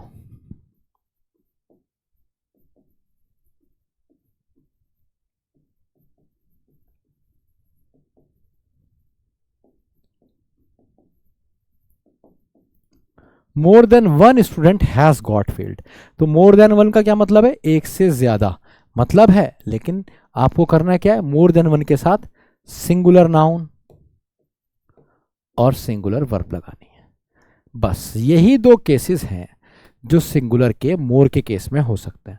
अब मैं जितने केसेस लिखूंगा सब कैसे भी लिख लूं वो प्लूरल ही आएंगे, देखिए जरा कैसे। मोर देन वन की जगह अगर मैं मोर देन टू भी कर दूंगा, अब यहां पे ये स्टूडेंट्स हो जाएगा और हैव गॉट फील्ड लिखना पड़ेगा, हैव हो जाएगा, प्लूरल वर्ब आ जाएगी। या मैं कह दूं मोर स्टूडेंट्स देन वन, या कोई भी नंबर लिख दूं, 2 या any number. So more students than 1 2 3 4 5 what ever,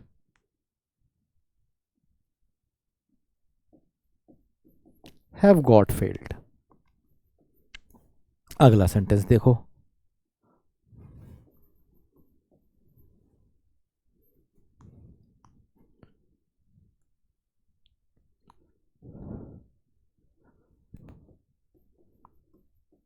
more students have got failed. ठीक है, तो यहां पे मैंने आपको क्या पढ़ाने की कोशिश करी है, क्या समझाने की कोशिश करी है?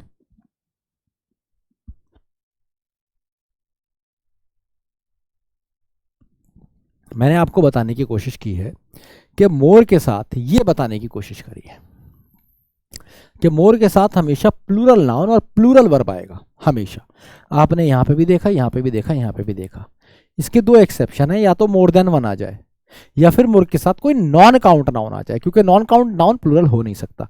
तो जब नॉन काउंट नाउन आया तो ये सिंगुलर रहा, जब मोर देन वन आया तब ये सिंगुलर रहा। बाकी सब केस में मोर प्लूरल हमेशा, कैसा भी केस बना लेना। ठीक है, चाहे मोर देन 2 कर दो, मोर देन 10 कर दो, मोर स्टूडेंट देन 1 2 3 10 कुछ भी कर दो, या कुछ लगाओ नहीं देन सीधे मोर स्टूडेंट्स कर दो तब भी। तो अब यहाँ पे injured during the game, more than 1 players नहीं हो सकता ना, मोर देन 1 के साथ सिंगुलर आता है, ये गलत हो गया। ऐसे ही मोर देन 1 प्लेयर तो सही है, वर नहीं हो सकता, प्लूरल वर्ब भी नहीं आती, ये भी गलत हो गया। मोर देन 1 प्लेयर्स भी इसने लगा दिया, ये भी लगा दिया, दोनों ही गलत हो गए। मोर देन 1 प्लेयर सही है, वॉस भी सही है, तो आंसर हो जाएगा डी। ठीक है, मुझे उम्मीद है क्वेश्चन समझ में आ गया होगा। मल्टीपल कॉन्सेप्ट दिए और फिर मैंने आपको क्वेश्चन कराया। D is the correct answer. Next question. अच्छा क्वेश्चन आ गया, पढ़ा हुआ क्वेश्चन आ गया तुम्हारा ये तो।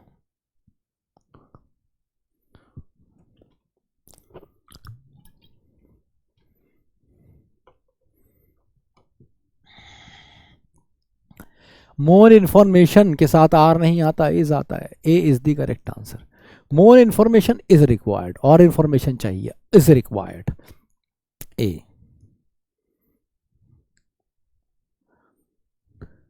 क्योंकि ये नॉन काउंट नाउन है। क्यों आया? Information is a non count noun, और इसलिए अपने साथ क्या ले रही है? Singular verb. Next question.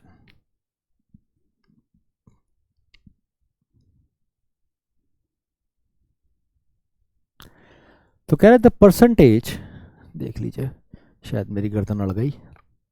So the percentage of people attending the concert are higher, तो आर नहीं होगा, ये इज होगा।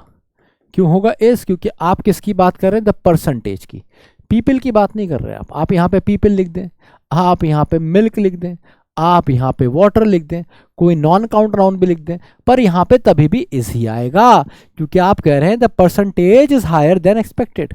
किसकी? Of people attending the concert.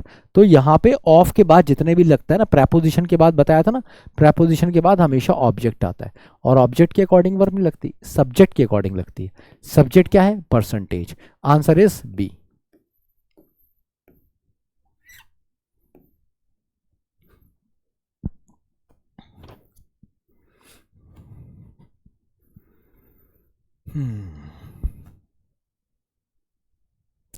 अब याद रखिए, या तो आप लिखते हैं आ लॉट्स ऑफ, या फिर लिखते हैं लॉट्स ऑफ। ये लॉट ऑफ कुछ नहीं होता, ना ही अगर कोई लिख दे आ लॉट्स ऑफ, तो आ लॉट्स ऑफ भी कुछ नहीं होता। ठीक है, आ लॉट्स ऑफ भी नहीं होता। अब लॉट्स ऑफ क्या है? वही फ्रैक्शनल वैल्यू है, इसके साथ plural non plural verb. So lots of people are, तो ये गलत और ये गलत है। ये क्यों गलत है? लॉट्स ऑफ पीपल इज है, इसलिए ये गलत है। A lot of people is, ये भी गलत है, तो एक ही बचा, lot of people are. C is the correct answer. सब कराए हुए क्वेश्चन अभी पीछे कराया आपको।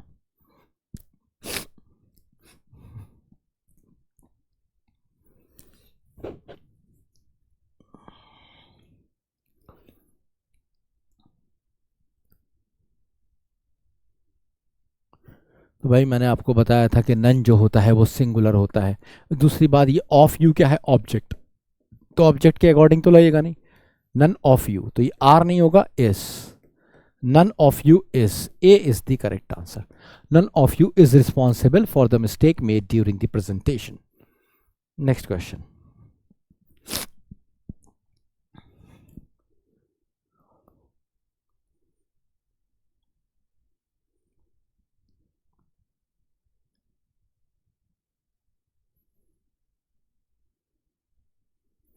आइदर मोहित और हिज फैमिली मेंबर्स वर्क्स, तो कह रहा है या तो मोहित या फैमिली मेंबर्स, तो मेंबर्स के अकॉर्डिंग लगेगी हमेशा, तो वर्क होगा, क्योंकि नाइदर नॉर आइदर और में हमेशा बाद वाले के अकॉर्डिंग वर्ब लगती है।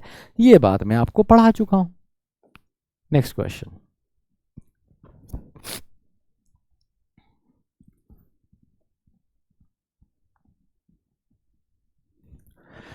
अब कह रहा है either of the two girls, दोनों में से एक लड़की, यही वाला है either of the roads leads to Delhi कराया था। इसी तरीके से either of the two girls, दोनों में से एक लड़की is welcome to join us, तो उनमें से एक ही का स्वागत है, वो हमें ज्वाइन कर सकती है, is welcome to join us. ठीक है, दोनों में से एक, ना कि दोनों। ये वाले तो आसान है, ये सब करा रखे हैं तुम्हें क्वेश्चन। अब वन ऑफ द का मतलब क्या है, बहुतों में से एक, तो बहुतों में से एक, तो कार वाले दोनों काट दो, क्योंकि बहुतों में से एक कार नहीं हो सकती, बहुतों में से एक कार्स हो सकती हैं। बहुतों में से एक, one of the cars is parked इन, तो आपके घर के आगे कितनी खड़ी हैं, कार्स तो बहुत है, आपके घर के आगे कितनी खड़ी हैं, एक खड़ी है, इसलिए सिंगुलर वर्ब। वैसे भी one of the, every one of the, each of the के साथ plural noun singular verb, plural noun singular verb. Next question,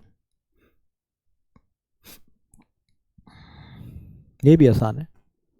the variety of plants in the garden is stunning, so यहां पे ये जो of preposition के बाद जो आया ये ऑब्जेक्ट है भाई, इसके अकॉर्डिंग वर्ब नहीं लगेगी, ये स्टनिंग इसके अकॉर्डिंग नहीं लगेगा, ये इस किसके अकॉर्डिंग लगेगा, वैरायटी के अकॉर्डिंग। तो आप कहना क्या चाह रहे हैं, the variety is stunning of the plants लिख दो या कुछ भी लिख दो, द वैरायटी ऑफ पीपल लिख दो, द वैरायटी ऑफ क्लोथ्स लिख दो, कुछ भी लिख दो, पर यहां पे इज ही रहेगा क्योंकि आप वैरायटी की बात कर रहे हैं। आंसर हो गया सी। नेक्स्ट क्वेश्चन,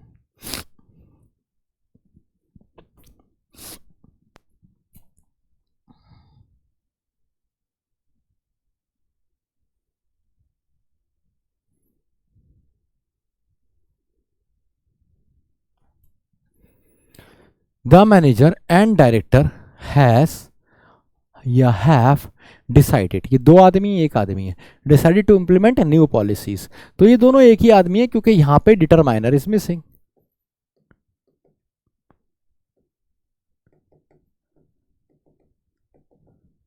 सो ये हैव नहीं होगा, क्या हो जाएगा, has. The manager and director has decided to implement the new policies. Next question. ठीक है, तो भाई ये जितने भी क्वेश्चन थे आप मुझे ज़रूर बताइएगा कि इसमें से आपके नंबर ऑफ करेक्ट क्वेश्चंस कितने हुए, आपको ये टॉपिक कैसे लगा, क्या आपको क्लैरिटी आई है, आपको क्लास कैसी लगी, ये मुझे ज़रूर बताइएगा। मैंने अपनी तरफ से सारे कॉन्सेप्ट कवर किए हैं, कोशिश की है। अगर कोई कॉन्सेप्ट आपको ऐसा लगता है जो आप जानना चाहते हैं या मेरे से मिस हुआ है तो बता दीजिएगा, मैं आपको नेक्स्ट क्लास में बता दूंगा, नीड नॉट वरी। चलिए थोड़े से एंटोनिम्स लगा लेते हैं। अबैटिंग का मतलब क्या होता है, अबैटिंग, अबेट का मतलब होता है किसी को किसी, अच्छा उल्टा बताना है एंटोनिम्स, पहले खुद सोच के बताओ फिर मैं बताऊंगा। 5 सेकंड है फिर से।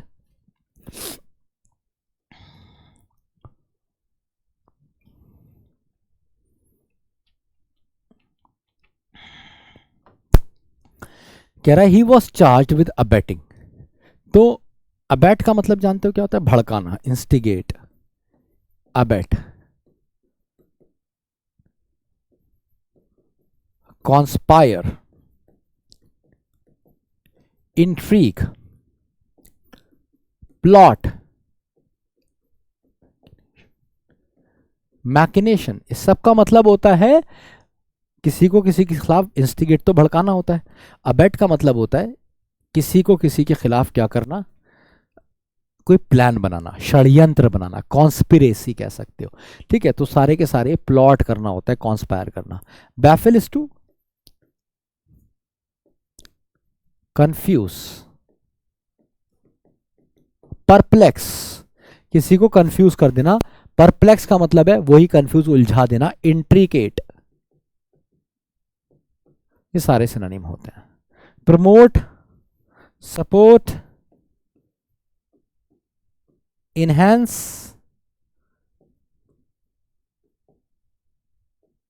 नर्चर, ये सारे के सारे सिनोनिम होते हैं। तो भाई मेरे आंसर हो गया तुम्हारा, इसमें उल्टा लगा था ना, तो इंस्टिगेट तो भड़काना हो गया, और जैसा ही हो गया। एंटोनिम रिमोट सपोर्ट एक जैसे हैं। बैफिल हो जाएगा कंफ्यूज कर देना, तो किसी के साथ प्लॉट नहीं करना, उसके भी प्लॉट को कंफ्यूज कर देना, इसलिए बैफिल आंसर हो जाएगा। Next question, the visit of the vice chancellor has been deferred, what is deferred? तो देखो, डिफर का मतलब होता है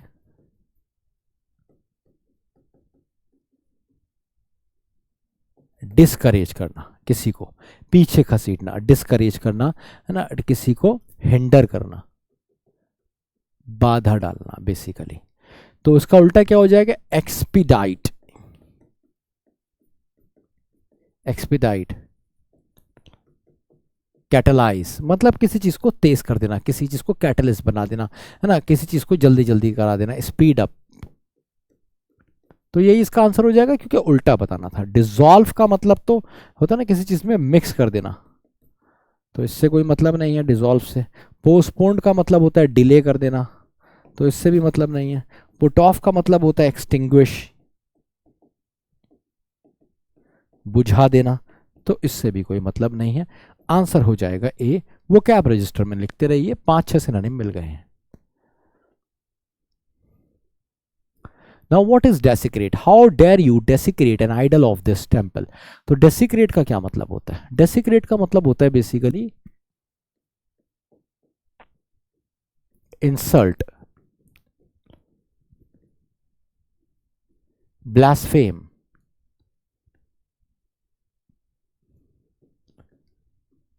प्रोफेन, ये सारे के सारे सिनोनिम है। डिफाइल, करप्ट, डॉब, डिफ्लावर, पल्यूट, ये सारे के सारे सिनोनिम है आपस में। डिफाई, डिफाई का मतलब होता है रिस्पेक्ट, विनीरेशन, विनीर, रिस्पेक्ट, विनीर, डिफरेंस, ये सारे के सारे रिस्पेक्ट होते हैं, इसलिए यही आंसर हो जाएगा सी। इम्पायस का मतलब होता है अगेन कुछ जो कि अपवित्र हो, इम्पायस।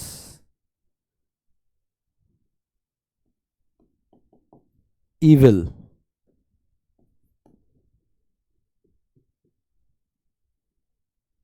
या इसे भी आप करप्ट कह सकते हैं, ठीक है। तो आंसर हो जाएगा सी, कॉपी कर लीजिएगा। 3-4 सिनोनिम सबके मिल गए थोड़े थोड़े। रैनकॉर क्या होता है? रैनकॉर, रैनकॉर का मतलब होता है किसी से शत्रुता, एनिमोसिटी,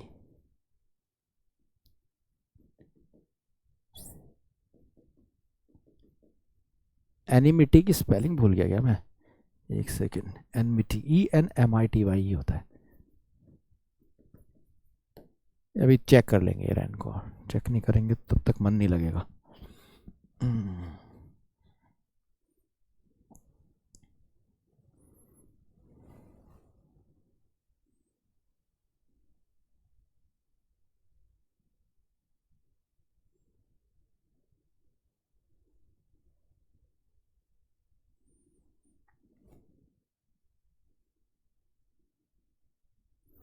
सही लिखी है भाई।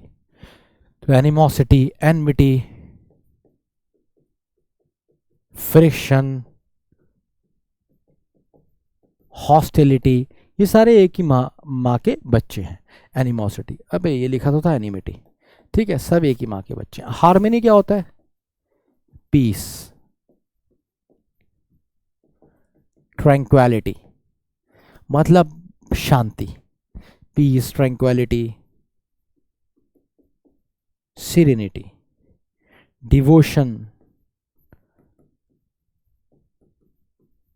डेडिकेशन, पैशन, आपका किसी चीज को लेके झुकाव। तो A is the correct answer, note कर लीजिए। रैनकॉर ये हो गए आपका सिनोनिम। इसका उल्टा बताना था तो आंसर होगा आपका हार्मनी, बी आंसर होगा भाई, ए आंसर नहीं होगा। ए क्योंकि सारे सिनोनिम है। So this could be the last word I think, squalid. What is squalid? जल्दी से लगाइए, 5 सेकंड है आपके पास।